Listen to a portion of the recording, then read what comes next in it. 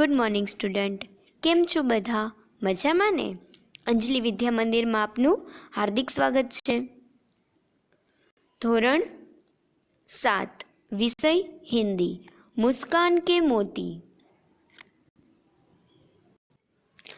उसमें हमें थोड़े से चुटकुले दिए गए हैं। हास्य मनुष्य को जीवन शक्ति प्रदान करता है, उससे दीर्घायु बनता है।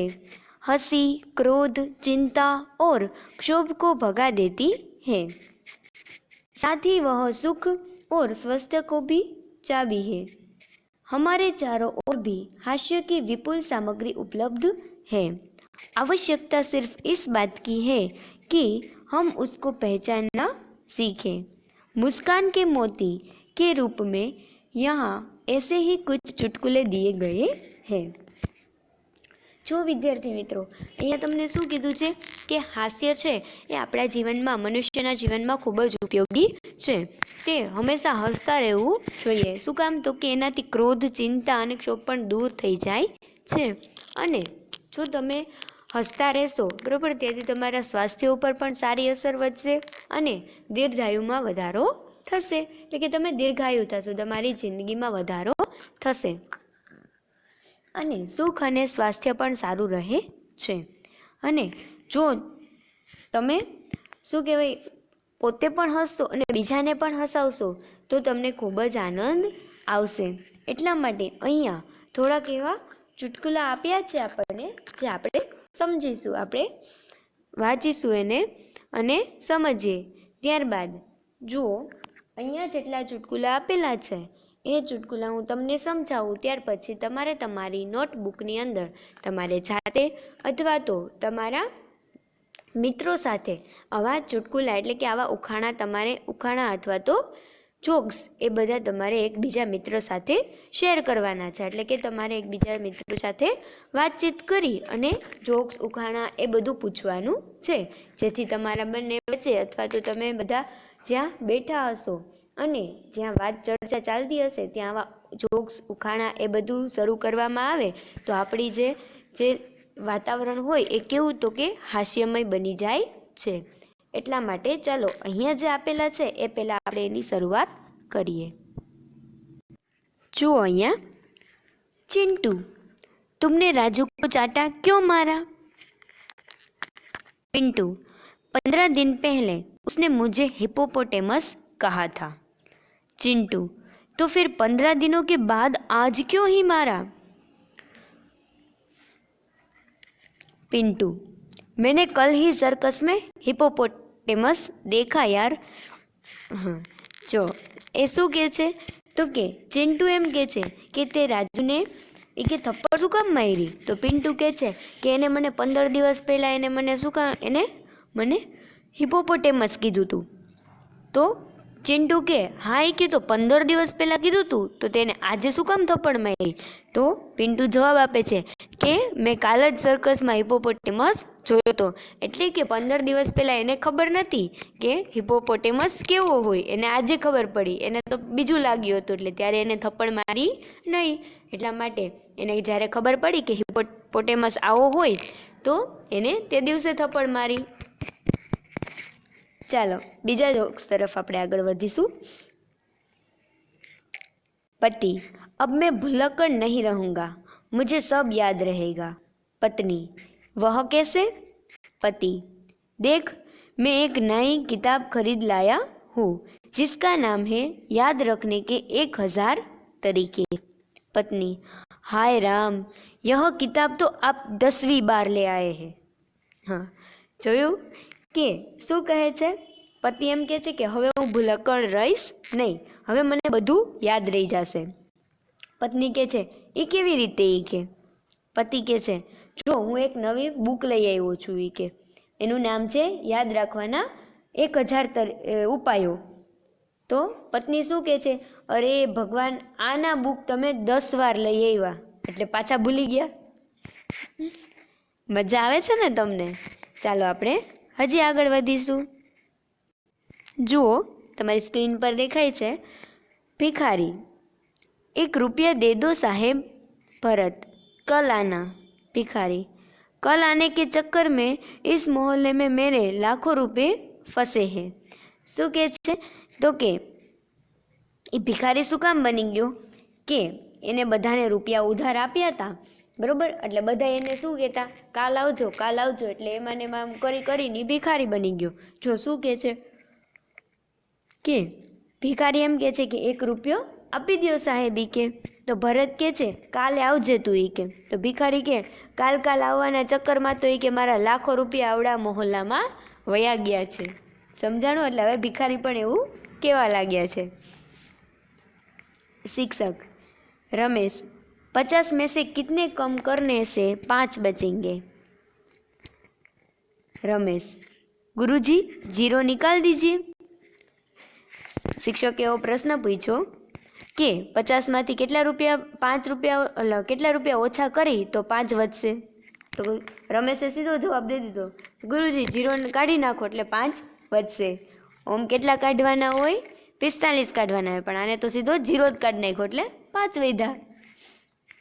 આગળ જોઈએ। सुशील मेरे पिताजी जब माचिस की डिबिया खरीदते हैं तो सारी तिलियाँ गिनते हैं कि कहीं कम तो नहीं है। गीता मेरे पिताजी माचिस की डिबिया खरीदते हैं तो सारी तिलियाँ जलाकर देखते हैं कि कोई तिली खराब तो नहीं है। जो એ શું કહે છે કે સુશીલ છે એ એમ કહે છે કે મારા પિતાજી છે એ માચિસની એટલે કે બાકસની ડબ્બી જો લે બોક્સ, ત્યારે એ શું કરે તો કે બધી જે સળી હોય એને ગણે કે એ કંઈ ઓછી નથી ને। તો ગીતાએ તો વળી એમ જ કીધું કે મારા પિતાજી જ્યારે ખરીદવા જાય ને માચિસનું બોક્સ, ત્યારે એ બધી છે ને સળી સળગાવીને લે કે એ કંઈ ખરાબ તો નથી ને।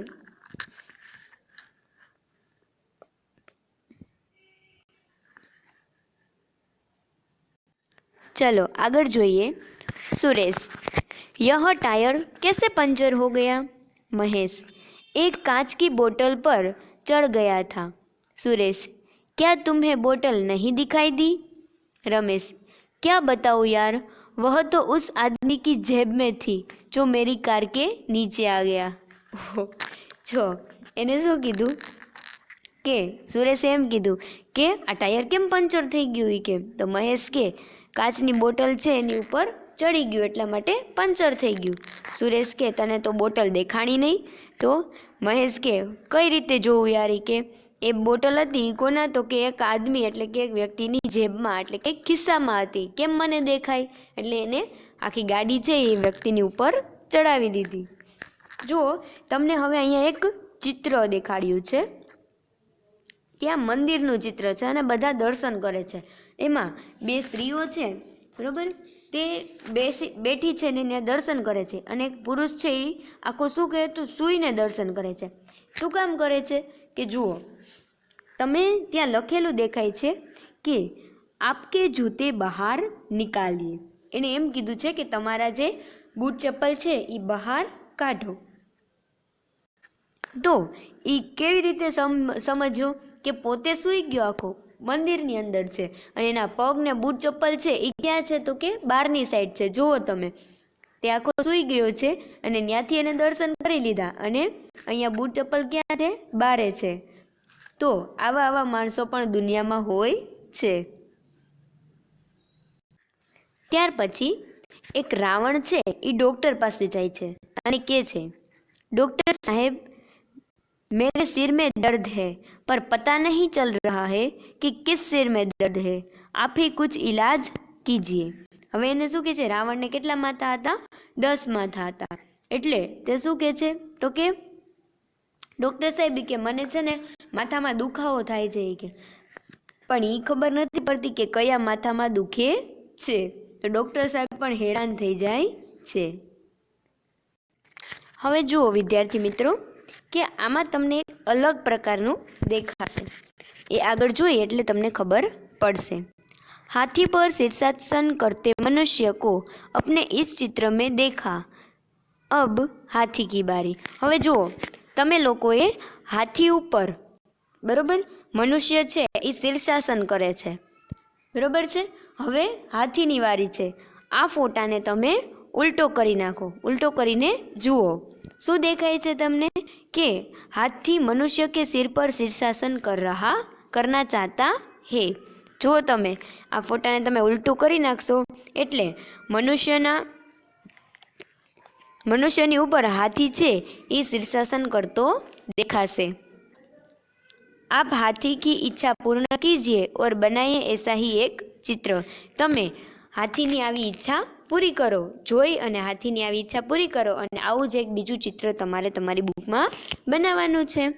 ज़रूरत लगे तो इस चित्र को उल्टा कर आप देख सकते हैं। जो જોવું હોય તો આ ચિત્રને તમે ઊંધું કરી અને જોઈ શકો છો। સાચે શું છે તો કે हाथी मनुष्य के सिर पर शीर्षासन करे यह सचमुच असंभव और हास्यप्रद बात है। जो તમે બધાએ જોયું ને ઊંધું કરીને।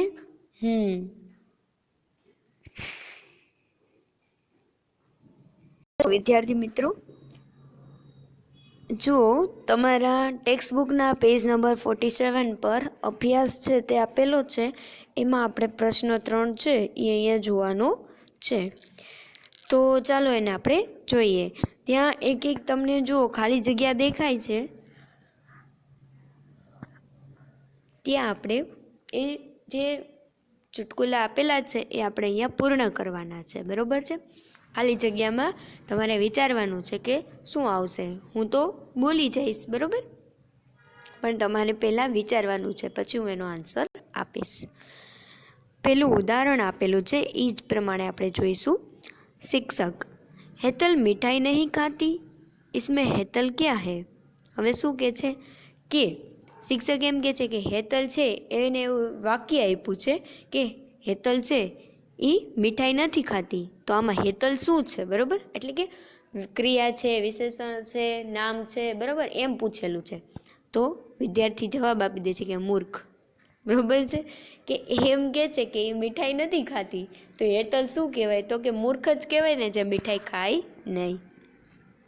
ચાલો, એકનો તો તમને આન્સર આપી દીધો છે, પરંતુ બીજી બધામાં એનો આન્સર આપેલો નથી, તો તે તમારે પહેલાં જોવાનું છે, પછી હું એનો આન્સર કહીશ। પહેલું છે माँ, बेटा घर में कुत्ता कैसे आ गया। माँ પૂછે છે દીકરાને કે દીકરા ઘરમાં કૂતરો કેવી રીતે આવી ગયો। ચાલો તમે જવાબ આપો। ખબર છે?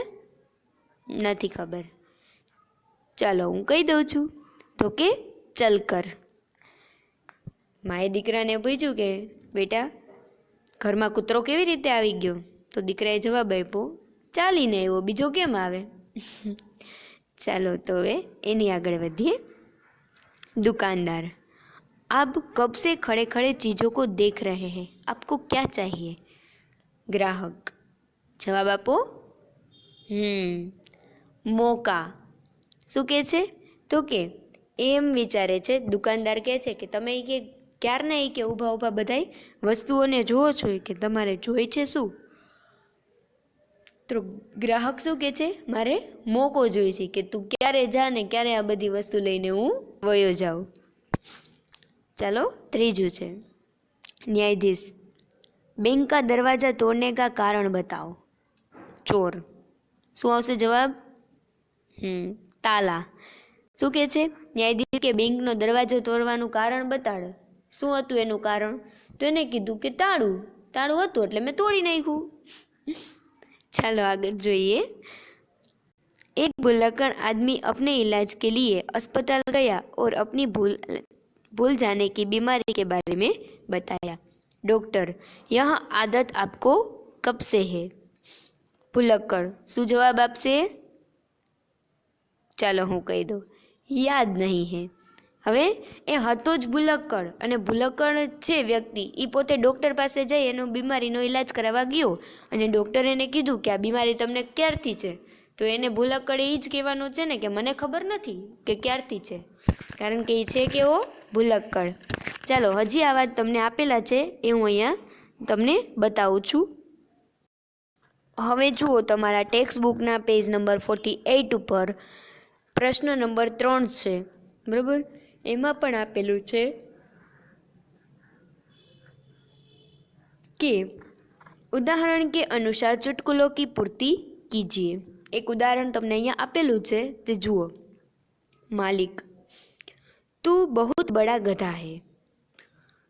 नौकर, ऐसा कहकर मुझे शर्मिंदा न करे मालिक, बड़े तो आप है। हवे शुं कहे छे जो तो के मालिक छे एम कहे छे कि तू सौथी मोटो गधेड़ो छे। नौकर के एवुं कही अने मने शर्मिंदा न करो, मारथी मोटा तो तमे छो। એટલે કે ઈ ઓમ કહેવા જતો તો ને થઈ ગયું આમ કે મારાથી મોટા ગધેડા તો તમે છો। ચાલો હવે બીજું જોઈએ। पतली गली में दो आदमी आमने सामने आ गए। पहला आदमी, हटो बीच में से, मैं किसी गधे को रास्ता नहीं देता हूँ। दूसरा आदमी, रास्ते से हटते हुए, पर मैं तो देता हूँ। एमां जवाब आवशे देता हूँ। शुं आवे तो के बे व्यक्ति छे आमना એટલે કે સામ સામે આવી ગયા અને પછી પેલો વ્યક્તિ એમ કહે છે કે અહીંથી આગળ જાઓ કે રસ્તામાંથી હટો, હું કોઈ ગધેડા હોય એને રસ્તો આપતો નથી। એટલે બીજો વ્યક્તિ પણ ચાલાક હતો, એને કહી દીધું કે હા, હું તો પણ ગધેડાને રસ્તો આપું છું। बीजो छे, न्यायालय में दो वकील। पहला वकील, तू गधा है। दूसरा वकील, तू तो बड़ा गधा है। पहला वकील, तू बहुत बड़ा गधा है। न्यायाधीश, ऑर्डर ऑर्डर, आपको ध्यान रखना चाहिए कि मैं भी यहाँ बैठा हूँ। बराबर। हवे जो पेला वकीले खाली एटलुं कीधुं कि तू गधेड़ो छो। बे आपसमां वकीलो बाजता हता। बीजा वकीले एम कीधुं कि तू मोटो गधेड़ो छो, तो पाछो पेलो वकील एम बोल्यो कि तू तो सौथी मोटो गधेड़ो छो। तो वचमां न्यायाधीश एम बोले छे कि ऑर्डर ऑर्डर, तमारे जोवुं जोईए कि हूँ अहींया बैठो छुं, एटले एनो मतलब के हूँ पण गधेड़ो छुं।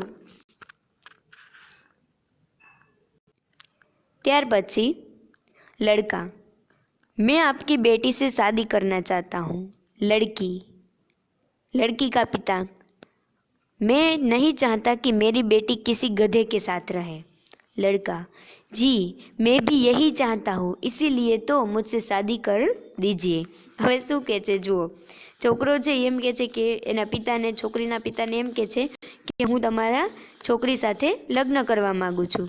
तो पिताजी एम कहे छे कि हूँ नहीं ईच्छतो कि मारी छोकरी छे ए कोई गधेड़ा साथे रहे। तो छोकरो पाछो एम कहे छे कि हाँ, हूँ पण एवुं ईच्छतो नथी, एटले ज कहूं छुं कि तमे एना लग्न मारी साथे करावी दो। એટલે એને पिताजीने गधेड़ो कहे छे ने आने गधेड़ो कहे छे। समजाय छे?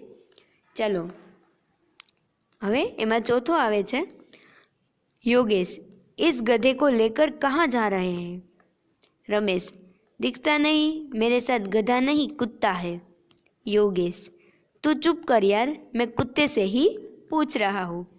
योगेश छे बरोबर छे, ई रमेश ने कहे छे कि तू आ गधेड़ाने लईने क्यां जास? तो रमेश एम कहे छे कि देखातुं नथी, हूँ आ गधेड़ो नथी, कूतरो छे ई के। तो के योगेश ने के तू चुप करी के हूँ कूतराने ज कहूं छुं कि आ गधेड़ाने लईने क्यां जास तू? समझाणुं? हवे आवशे पांचमुं, सामने से गधे आते देख कर।